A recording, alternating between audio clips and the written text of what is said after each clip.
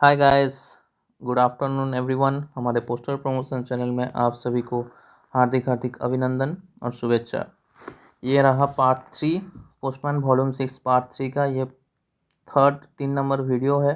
इसके पहले 2 video already uploaded किया गया है चैनल पे। अगर आप नहीं देखे हो तो please go and watch those videos.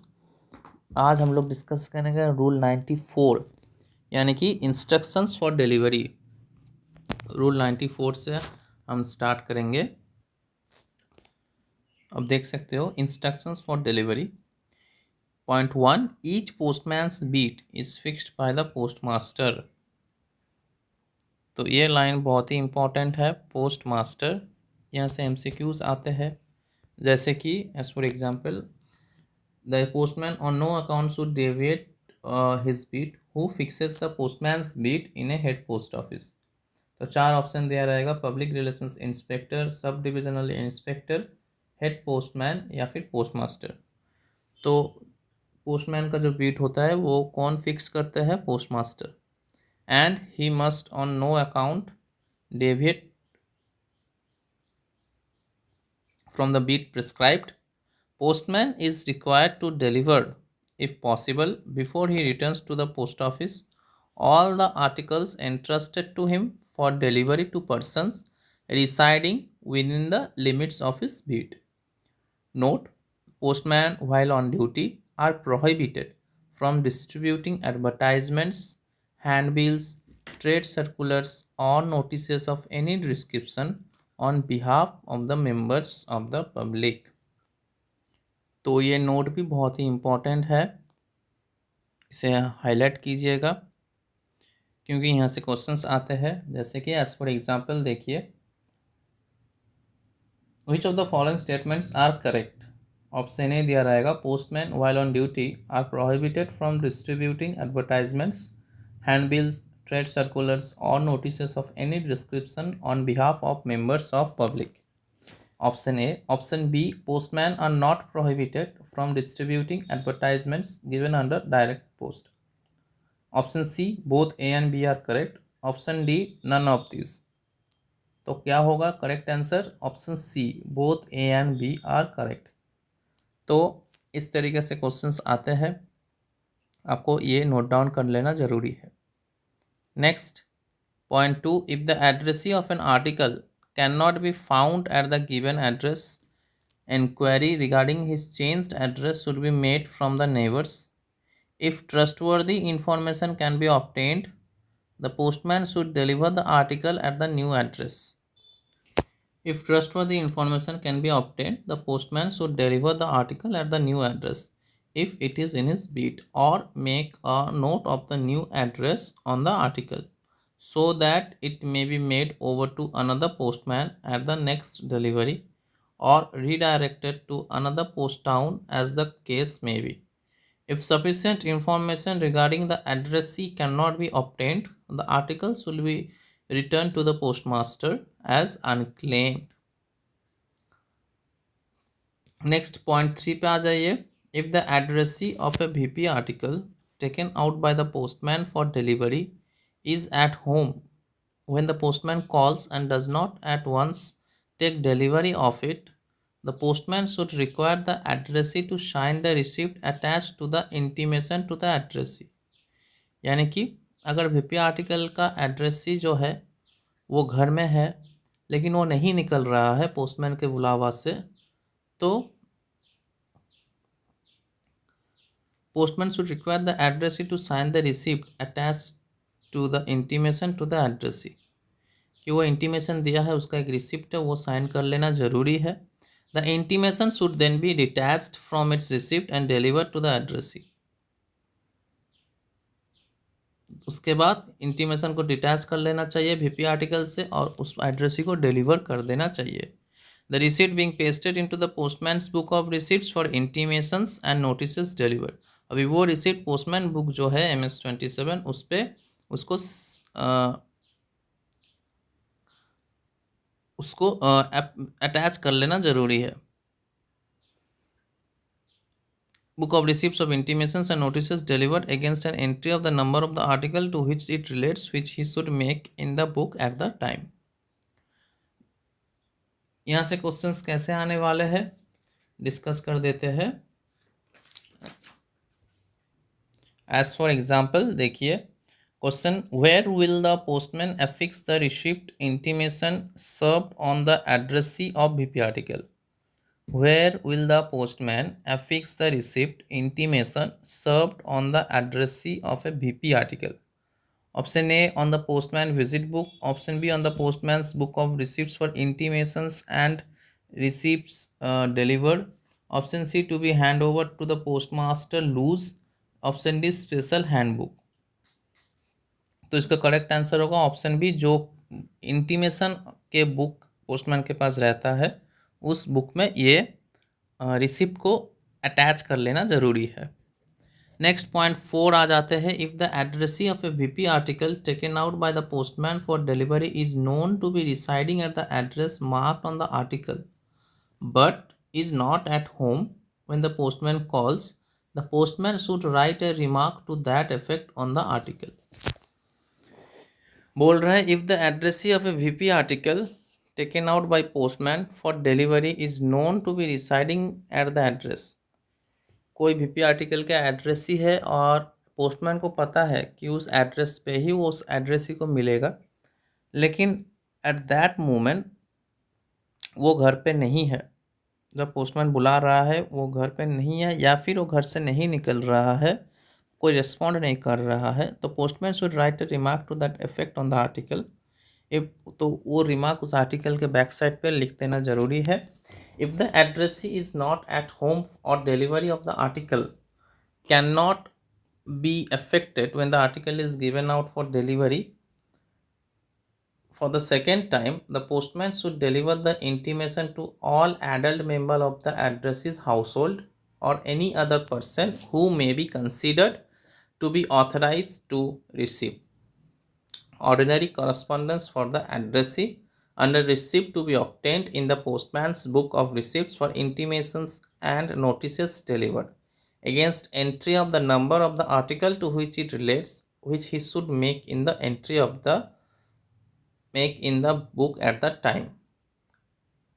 तो ये क्या बोल रहा है कि अगर पोस्टमैन एड्रेसी के एड्रेस पे जाता है वीपी आर्टिकल के एड्रेसी के और वहाँ पे at that moment the addressee उस जगह पे मौजूद नहीं है, तो उसको पोस्टमैन को उसके और घर के जो सदस्य है, बाकी जो एडल्ट मेंबर्स हैं, उनको एक रिसिप्ट देना ज़रूरी है. जबकि वो सेकेंड टाइम पे वो डिलीवरी करने गया है तभी भी नहीं है, तो उनको जो ऑल एडल्ट मेंबर जो है घर के, उसको उन लोगों को एक रिसिप्ट देकर पोस्टमैन को अपने पोस्टमैन बुक में नोट डाउन कर लेना है. If the person to whom the intimation is to be delivered is illiterate, अगर इस केस पे अगर वो इलिटरेट है जिसे वो इंटीमेशन देंगे, the postman should write the name of that person in his book of receipts for intimation. book of receipts for intimation जो पोस्टमैन के होते हैं MS-86 आई थिंक, MS-27 मैंने पहले बोला था वो गलत होगा, MS-86. the postman should write the name of that person in his book of receipts for intimations and notices delivered and deliver the intimation in the presence of a witness whose signature should be obtained in the book. तो अगर second case में अगर addressee illiterate है तो उनका sign कोई witness के presence पे ही उनका सिग्नेचर लिया जाएगा. तो यहाँ से क्वेश्चंस कैसे आएंगे वो डिस्कस कर देते हैं. देखिए for example, if the addressee of the VP article is not at home when the article is given out for delivery for the second time,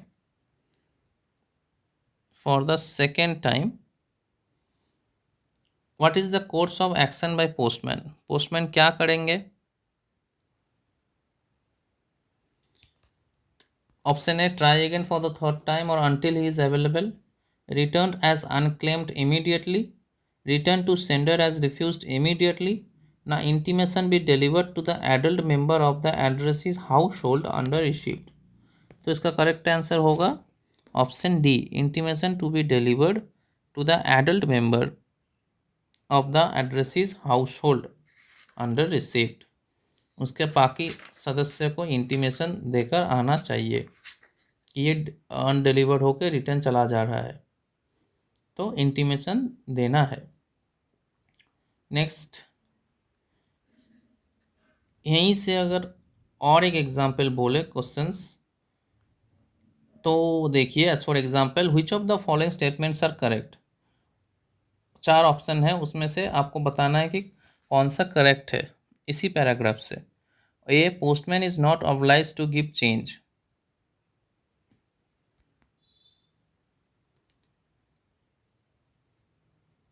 Next, if unnecessary delay occurs in the payment by the addressee of the changes recoverable on an article, the postman is authorized to take the article back to the post office. Option C, both A and B are correct. Option D, neither A nor B is correct. तो correct answer होगा option C, both A and B are correct.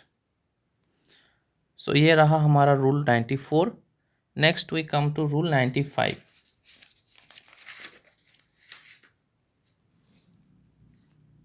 Realization of postage before delivery.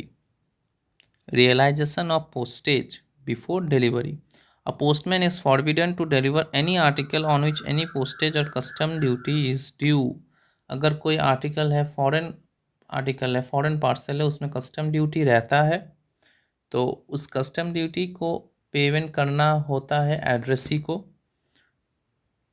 या फिर कभी कभी वो already payment किया रहता है।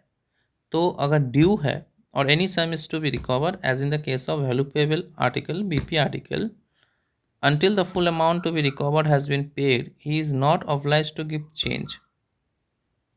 जो मैंने पहले वाला क्वेश्चंस किए थे उसमें एक ऑप्शन था कि postman is oblige to change. No, postman is not obliged to give change. If any unnecessary delay occurs in the payment by the addressee of the charges recoverable on an article, the postman is authorized to take the article back to the post office. अगर कोई delay होता है payment के चलते, या फिर payment वो देने से नाराज़ हो रहा है, या फिर अस्वीकार कर रहा है, यानी कि वो पेमेंट नहीं देना चाहता है, या फिर वो ज़्यादा टाइम लेना चाहता है, तो पोस्टमैन उस आर्टिकल को रिटर्न लेकर आ जाएगा पोस्ट ऑफिस पे। Next, rule 96। अच्छा, 95 से क्वेश्चंस अगर बोलूँ, एज फॉर एग्जांपल कैसा क्वेश्चंस आ सकते हैं, तो देखिए, which of the following statements are correct. Postman is forbidden to deliver any article until the full amount to be recovered has been paid, on which any postage is due. Option A. Option B, custom duty is due. Option C, any sum is to be recovered like BP article. Option D, all of these. तो postman कब तक delivery नहीं करेगा अगर कुछ due है? क्या due है ये पूछ रहा है। अगर पोस्टेज ड्यू है तो भी डिलीवरी नहीं करेंगे, कस्टम ड्यूटी ड्यू है तो भी डिलीवरी नहीं करेंगे, any sum to be recovered, VP article, valuable article के तहत कुछ अमाउंट कलेक्ट करना होता है, वो अगर नहीं मिला तो भी डिलीवरी नहीं होंगे, और या फिर ऑल ऑफ दिस। तो ये तीनों ऑप्शन सही है, तो करेक्ट आंसर होगा ऑल ऑफ दिस। तो next come to rule number 96, receipts of addresses for registered articles delivered. Postman will be held responsible that receipts and acknowledgements for registered and insured articles of the letter and parcel mails delivered are in every case signed by the addressee. Every case signed by the addressee or some person authorized to receive such articles on this behalf. They should require the addressees or their agents to sign the receipts and acknowledgements, if any, and return the signed documents to them before delivery. An article should not be left with the addressee or his agent until the receipt has been duly signed and returned. No receipts are taken from the addressee of unregistered parcels. तो ये postman का दायित्व है कि अगर registered और या फिर इंश्योर आर्टिकल्स कुछ आता है तो उसका जो रिसिप्ट होता है एक्नॉलेजमेंट, वो ज़रूर साइन करवाते हुए एड्रेसी के पास से करवाते हुए वो रिटर्न लाए, क्योंकि वही उसका प्रूफ है कि डिलीवरी हुआ है।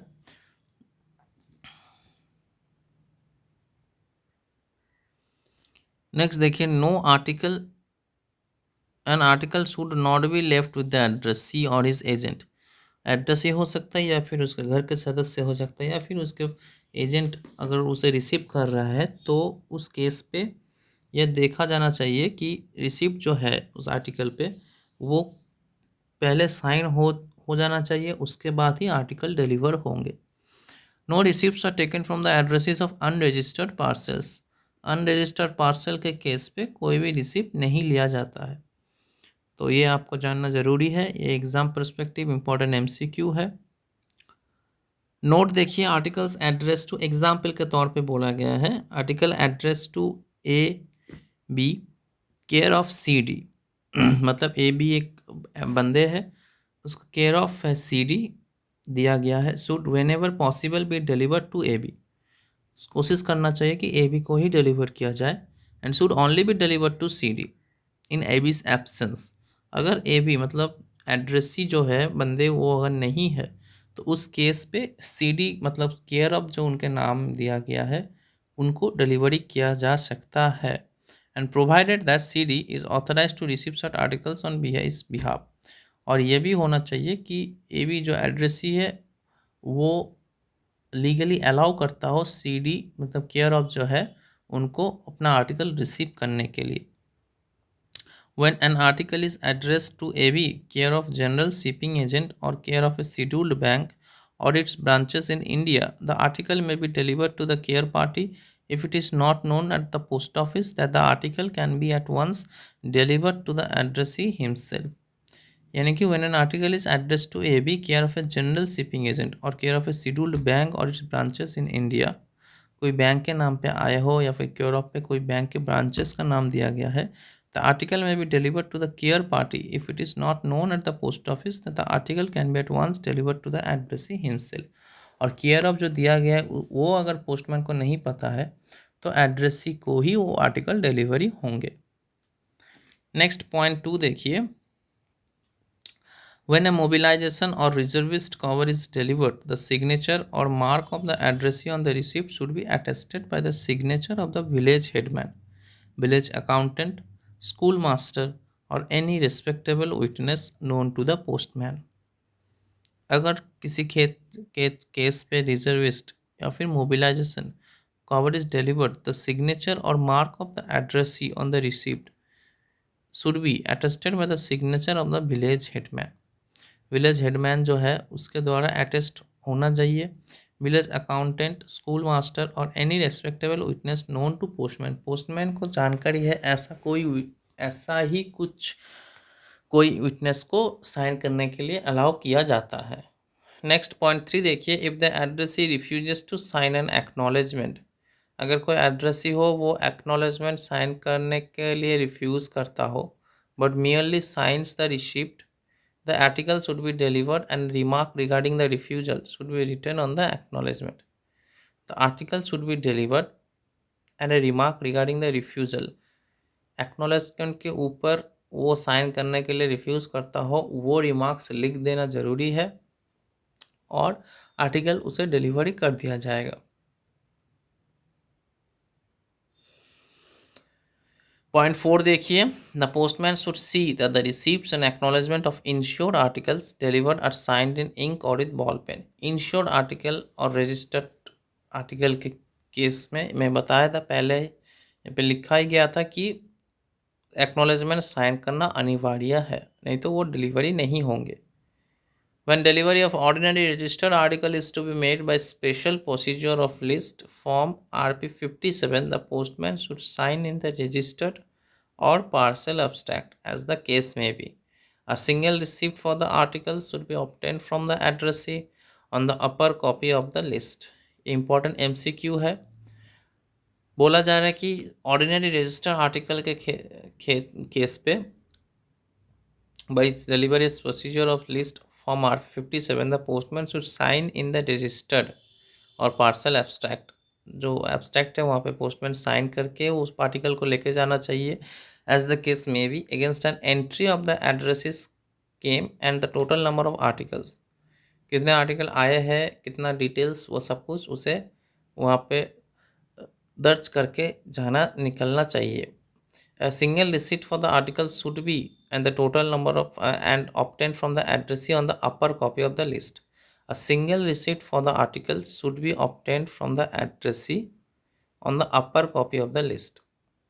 Acknowledgements, if any, and receipts in respect of articles on which charges are due should also be got signed. The lower copy of the list along with the article should then be delivered to the addressee after recovering from him the amounts due. जो amounts due रहेगा वो पहले recover कर लेना है, उसी के बाद ही आर्टिकल को डिलीवर करना है. Before making over the receipted copy of the list to the registration or parcel assistant as the case may be, the postman should himself sign it in token that the articles entered therein have been duly delivered by him. In the rare event of his returning one of the articles as undeliverable or to be redirected, the postman should note the postman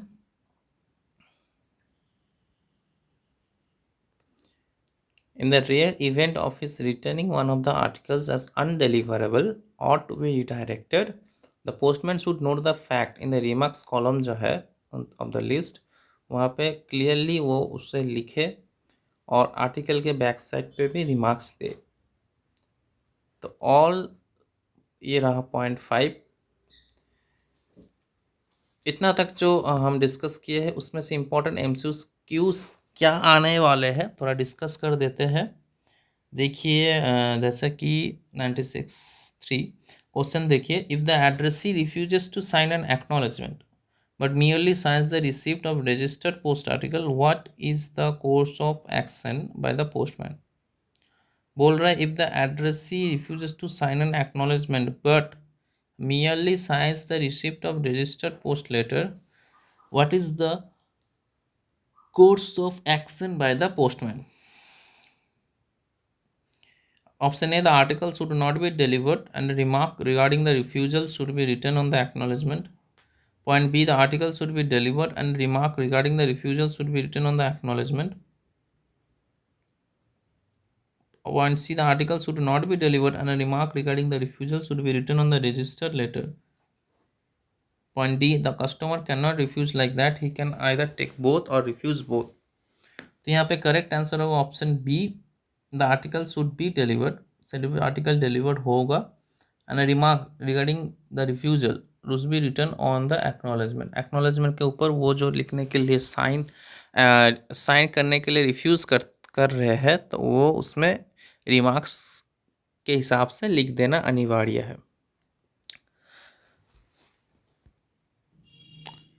और एक question देखिए, in the case of delivery of ordinary registered article is to be made by the special procedure of the list RP57, the postman should obtain the signature from the addressee on the middle copy of the list, upper copy of the list. Mere stamp of the organization is enough and no need of signature for special procedure of list, na the lower copy of the list. Correct answer होगा option B, the upper copy of the list. तो ये रहा थोड़ा MCQ discussion. अब चलिए .6 देख लेते हैं. All receipts and acknowledgements must be made over to the responsible assistant concerned on the return of the postman to the post office. But in the case of receipts for parcels and other articles on which postage or custom duty with the relative postal fee or redirection fee has been realized, the postman should first take them to the treasurer and make over to him the money realized on these accounts. The treasurer जो है will acknowledge receipt of the amounts in the postman's book and return the receipts to the postman, who will then hand over the receipts without delay to the parcel assistant. If the duties of the treasurer are performed by the parcel assistants, like the postage and other charges realized on parcels delivered, should be paid to the assistant to receive such collections.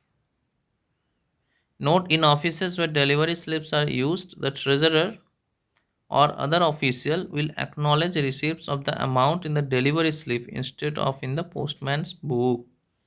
तो इन offices वहीं पे वहाँ जहाँ delivery slip use किया जा रहा है, the treasurer जो है will acknowledge receipt of the amount in the delivery slip. उन्हें जो पैसा मिल गया है वो डिलीवरी स्लिप पे ही उसे एक्नॉलेज कर देना है, instead of in the postman book. Postman book में नहीं, डिलीवरी स्लिप में ही उसे अपना स्टेटमेंट दे देना है कि मुझे पैसा मिल गया है। तो आज के लिए इतना ही तक रहने देते हैं। नेक्स्ट वीडियो पे रूल 97, 98, 99, 100, 102 एंड 104 आपके सिलेबस पे है। Extra 112 additional duties of postman भी थोड़ा डिस्कस कर देंगे। तो वीडियोस वगैरह अगर अच्छा लगा हो तो प्लीज़ लाइक और do share more and more. और अगर हमने कुछ गलती बोले हैं, कुछ गलती अगर मैंने अनजाने में डिस्कस कर दिए है या फिर बोल दिए है, आपको अगर लगा है तो प्लीज़ कमेंट कीजिएगा, ताकि मैं अपना गलतियाँ को सुधार सकूं और अगले वीडियो में और भी बेहतरीन तरीक़ा से आप लोगों को सुविधार्थ के लिए मैं रिप्रेजेंट कर सकूं, ये कोशिश करूंगा। धन्यवाद। जय हिंद।